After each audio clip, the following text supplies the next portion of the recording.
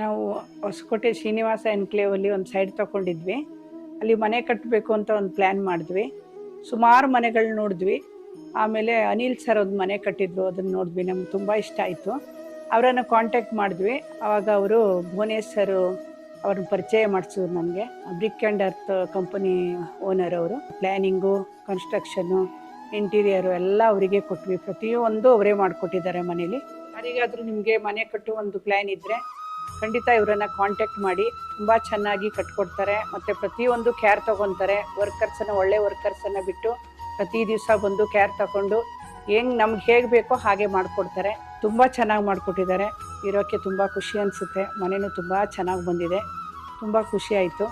ಭುವನೇಶ್ ಸರ್ಗೆ ಈ ಮೂಲಕ ನಾನು ಥ್ಯಾಂಕ್ಸ್ ಹೇಳೋಕ್ಕೆ ಇಷ್ಟಪಡ್ತೀನಿ.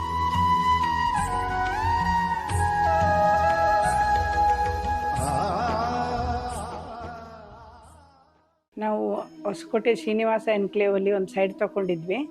ಅಲ್ಲಿ ಮನೆ ಕಟ್ಟಬೇಕು ಅಂತ ಒಂದು ಪ್ಲ್ಯಾನ್ ಮಾಡಿದ್ವಿ. ಸುಮಾರು ಮನೆಗಳು ನೋಡಿದ್ವಿ. ಆಮೇಲೆ ಅನಿಲ್ ಸರ್ ಒಂದು ಮನೆ ಕಟ್ಟಿದ್ರು, ಅದನ್ನು ನೋಡಿದ್ವಿ. ನಮ್ಗೆ ತುಂಬ ಇಷ್ಟ ಆಯಿತು.